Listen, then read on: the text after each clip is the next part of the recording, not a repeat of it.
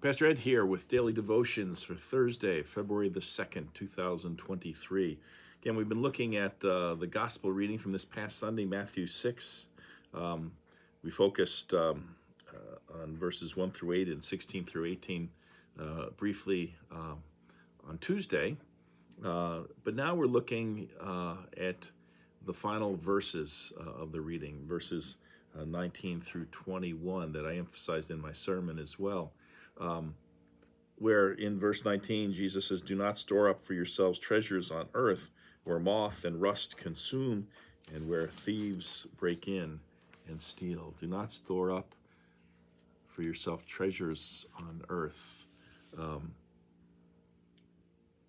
kind of seems to be, though, the prevailing wisdom and what we're encouraged to do. I see articles almost every day on my Apple News feed about, this guy, how he was able to retire a millionaire at age 35 and so on and so forth, as if that's what life is all about, the accumulation of financial resources. Quoted a little bit yesterday about what some people said who achieved great wealth and it did not bring them happiness. Kind of along those lines, once came across the following. In 1928, keep that year in mind, a group of the world's most successful financiers met at the Edgewater Beach Hotel in Chicago. The following were present: the president of the largest utility company, the greatest wheat speculator, the president of the New York Stock Exchange, a member of the president's cabinet, the greatest bear on Wall Street, the president of the Bank of International Settlements, the head of the world's greatest monopoly. Collectively, these tycoons controlled more wealth than there was in the U.S. Treasury at that point. And for years, newspapers and magazines had been printing their success stories and urging the youth of their nation to follow their examples. Something hasn't really changed. The names have changed, but we still are encouraged. Of course, I said, keep in mind the year 1928. What happened in 1929? The stock market crash that catapulted us into the depression, or really to join a worldwide depression that had been going on even earlier in Europe and places like that. Well, within 25 years, so by the early 1940s, this is what had happened to these uber successful and wealthy men. The president of the largest independent steel company, Charles Schwab, lived on borrowed money the last years of his life and died broke. The greatest wheat speculator, Arthur Cutten, died abroad, insolvent. The president of the New York Stock Exchange, Richard Whitney, served a term in Sing Sing prison. The member of the president's cabinet, Albert Fall, was pardoned from prison so he could die at home. The greatest bear in Wall Street, Jesse Livermore, committed suicide. The president of the Bank of International Settlements, Leon Fraser, committed suicide. The head of the world's greatest monopoly, Ivar Druger, committed suicide.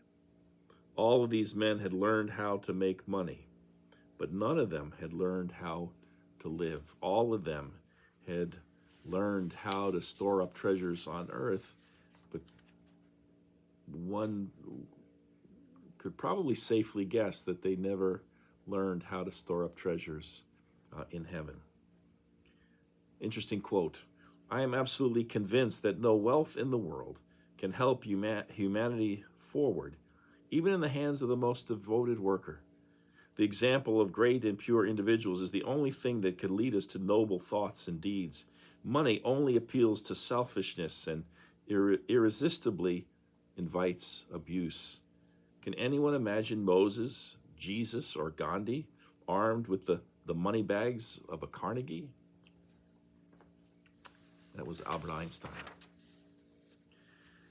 And finally, an interesting story. I mentioned Henry Ford yesterday, who said he was happier when he was just a mechanic. Well, this is a story that about Henry Ford. He, to his credit, gave away millions of dollars to many different causes in his lifetime, but he was notorious for the fact that he would never give any money to schools. He felt that well-meaning but non-business-like people frequently mishandled those gifts. Well, there was a woman named by the name of Martha Berry who had begun a school in Mount Berry, Georgia. She'd started the school because she was shocked to discover that many of the rural children attended neither a church nor school and were unfamiliar with stories from the Bible. So she decided to start a school where the poor could learn to read and write and do arithmetic, but more importantly, to know basic Bible stories. But she needed more money than she had. Now, she was aware of the fact that Ford never gave money to schools, but she went to see him anyway, and she asked for an endowment. And as expected, Ford refused. So Miss Berry said, well then, would you give me a dime to buy a sack of raw peanuts? Well, Ford was a little taken aback. He asked why she wanted just a dime. She replied, a dime is all I want, Mr. Ford, but I do want to show you what I can do with 10 cents. Well, Berry returned to her school, and she and the students planted and replanted the peanuts. And then she sold the crop for $600 and took the money to Ford. And she stood face to face with Henry Ford. She said, see how practical we are in the use of money at the Martha Berry School? Well, Ford apparently was so pleased with what she'd done that he gave her the $600 back and added $2 million to it. Martha Berry took the money, built the buildings that became Berry College in Mount Berry, Georgia. The difference between God and Henry Ford, as someone has said, God believes that we're capable of making good use of what he's given us. Again, storing up treasures in heaven. He believes in us. He trusts us to be faithful. The question for us today and always is, what have we done with the treasures that God's given us? Well, I hope you have a great day. We'll be back to explore this theme a little bit more tomorrow. Until then, take care. Bye.